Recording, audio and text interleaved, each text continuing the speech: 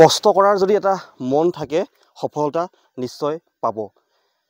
সদ্যঘোষিত অসম আৰক্ষীৰ যি কনষ্টেবলৰ যি ফলাফলত গহপুৰৰ নিগমৰ 6জনকৈ যুৱকে একেখন আচলতে ফিল্ডত দৌৰি থকা একেখন ফিল্ডতে 6জনকৈ যুৱকে চাকৰি পাবলৈ সক্ষম হৈছে, য'ত আজি সমগ্ৰ গাঁওবাসী উৎফুল্লিত।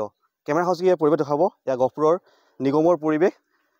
আমি দেখুৱাইছোঁ যিখন ফিল্ডত তেওঁলোকে প্ৰতিদিনাই পুৱা গধূলি প্ৰেক্টিছ কৰিছিলে, দৌৰিছিলে, সেই আচলতে ফিল্ডতে তেওঁলোকক আজি গাঁওবাসীয়ে সম্বৰ্ধনা জ্ঞাপন কৰিছে। ইয়াতকৈ ভাল খবৰ কি হ'ব পাৰে?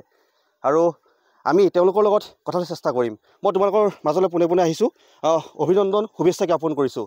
যিহেতু তোমালোকে চাকৰি পালা, যথেষ্ট কষ্ট কৰিছিলা, এতিয়া অসম মাতৃৰ হকে সেৱা কৰাৰ এটা সুবিধা লাভ কৰিছা।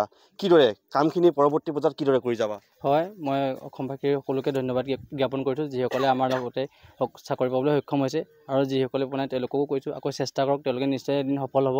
আমাৰ দৰে আমি 6জনেই এইখন ফিল্ডতে ৰানিং কৰিছিলোঁ, যিহেতু 3টা বছৰ আমি অতিক্ৰম কৰিছিলোঁ বহুত কষ্টৰ ফলত আমি অৱশেষত ইয়াৰ ফল পাবলৈ সক্ষম হ'লোঁ। তাৰ লগতে আমাৰ গাঁৱৰ সকলো মানুহ বহুত উৎফুল্লিত হৈছে, আমি উৎফুল্লিত হৈছোঁ, আৰু আমি আগন্তুক পৰ্যায়ত আমাৰ অসমবাসীৰ হকে যি কৰিবলগীয়া কৰ্তব্য আমি নিসংকোচে ভালকৈ কৰিম বুলি আমি সংকল্প লৈছোঁ, যাতে আগলৈও ভাল হওক আৰু ভাল লাগিব। সকলোৱে আমি একেলগতে কাম কৰিবলৈ পাম।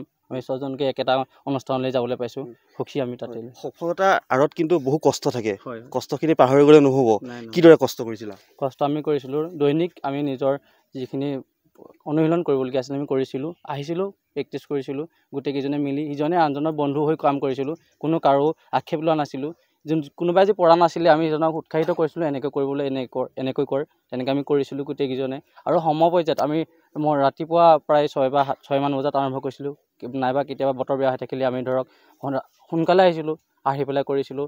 তাৰপিছত লাষ্টত যেতিয়া আমাৰ কমাণ্ডই আমাৰ আগবাঢ়ি আহি আছিলে, টাইমৰ 3 মাহমান আছিলে, তেতিয়াৰ পৰা আমি প্ৰায় 9টামান বজাত আৰম্ভ কৰিবলৈ কৰিছিলোঁ ৰানিং। যিহেতু তাত আমি ৰ'দত পাম বুলি আমি চবেই জানোৱেই, সেয়ে আমি ৰ'দত কৰিব লাগিব দেখি আমি প্ৰায় প্ৰখৰ ৰ'দত আমি ৰানিং কৰিছিলোঁ, সকলোৱে কৰিছিলোঁ, জাম্প মাৰিছিলোঁ তেনেকেই। আৰু আবেলি প্ৰায় 3টামান বজাত আমি আৰম্ভ কৰিছিলোঁ।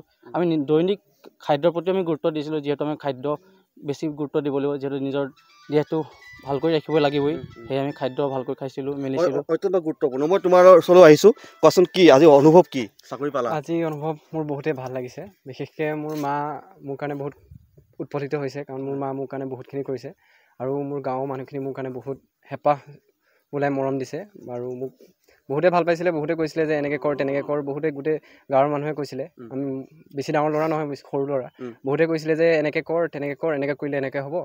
বাকী চবৰে কথা শুনি মেলি এনেকৈ কৰি গৈছিলোঁ। আজি এইখিনিত উপস্থিত হৈছোঁ মই তোমাৰ ওচৰলৈ আহিছোঁ, শুভেচ্ছা জ্ঞাপন কৰিলোঁ। আৰু যিসকলে বৰ্তমান প্ৰেক্টিছ কৰি আছে, বহুবাৰ হাৰি গৈছে কিন্তু প্ৰেক্টিছ এৰা নাই, তেওঁলোকক কিবা কোৱা নেকি?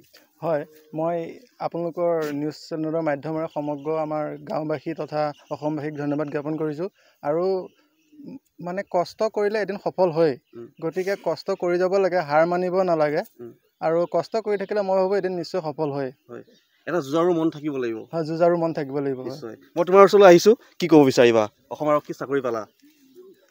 নমস্কাৰ। অসম আৰক্ষী চাকৰি পোৱাত মোৰ বিশেষ আনন্দ লাগিছে, আৰু এই আনন্দ আমাৰ গাঁওবাসীৰ কাৰণে অতিকৈ আনন্দিত। হয়, তোমাৰ ওচৰলৈ আহিছোঁ, কি ক'বা? হয়, আজি মোৰ বহুত ভাল লাগিছে, এই চাকৰিটো মই ল'বলৈ সক্ষম হ'লোঁ, আৰু অসম চৰকাৰ তথা মাননীয় শ্ৰীযুত হিমন্ত বিশ্ব শৰ্মাক অশেষ ধন্যবাদ দিছোঁ।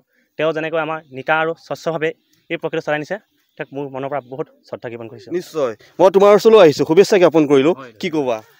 ধন্যবাদ। আপোনালোকে আহি আমাৰ ইমান পিছপৰা অঞ্চলত আহি আমাৰ মাজত আহিলেহি, আপোনালোকক অশেষ ধন্যবাদ থাকিল। বহুত সুখী হৈছোঁ আমি, যিহেতু বহুত কষ্টৰ ফলত আমি আজি অসম আৰক্ষী চাকৰি পাবলৈ সক্ষম হৈছোঁ।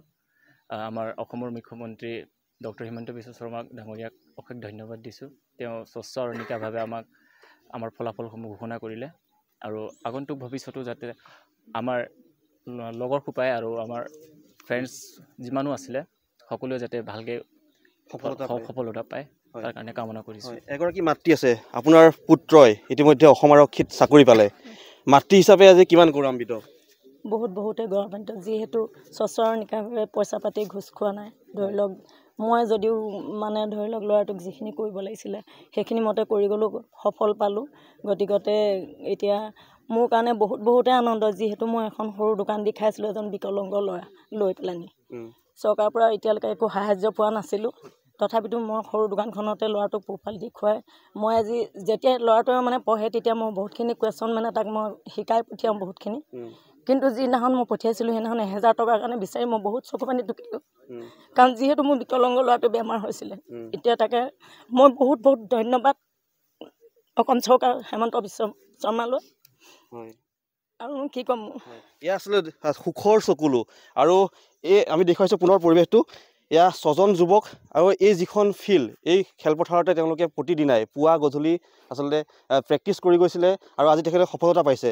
আৰু আজি গাঁওবাসীয়ে তেওঁলোকক সম্বৰ্ধনা জ্ঞাপন কৰিছে। লগতে আমাৰ লগত গাঁওবাসী আছে, মই আপোনালোকৰ মাজলৈ আহিছোঁ।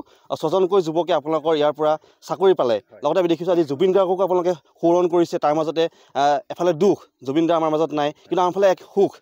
কি ক'ব বিচাৰিবা? প্ৰথমে আমি জুবিন দাক আজি সুঁৱৰি ল'লোঁ, তেওঁ যিহেতু আমাৰ হিয়াৰ আমঠু।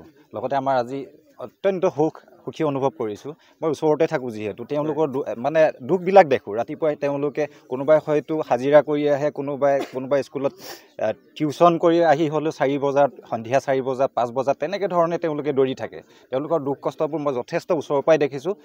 অত্যন্ত ভাল লাগিছে তেওঁলোক আজি সফল হৈছে। আৰু ভৱিষ্যতৰ যিসকলে ইয়াত দৌৰি থাকে বা যিসকলে কষ্ট কৰি আছে, তেওঁলোককো এটাই আহ্বান জনাম, তেওঁলোকে যাতে এওঁলোকক অনুসৰণ কৰি ভৱিষ্যতে আগবাঢ়ি যায়। নিশ্চয় আমি দেখুৱাব চেষ্টা কৰিলোঁ গহপুৰৰ পূৰ্বজ্যোতি নিগমৰ পৰা 6জনকৈ বন্ধু, 6জনকৈ যুৱক একেখন ফিল্ডতে দৌৰি অসম আৰক্ষীত চাকৰি পাবলৈ সক্ষম হৈছে। আৰু আজি গাঁওবাসীয়ে তেওঁলোকক আচলতে সম্বৰ্ধনা জ্ঞাপন কৰিছে। আমিও শুভেচ্ছা জ্ঞাপন কৰিছোঁ। পৰৱৰ্তী দিনত অসম মাতৃৰ বাবে তেওঁলোকে কাম কৰি যাওক, নিস্বাৰ্থভাৱে কাম কৰি যাওক।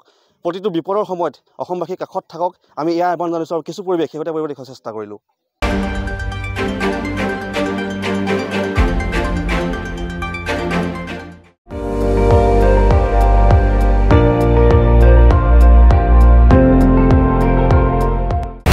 আপুনি চাই আছে ND24, সৰ্বশ্ৰেষ্ঠ নহয় সৰ্বোত্তমৰ দৌৰা।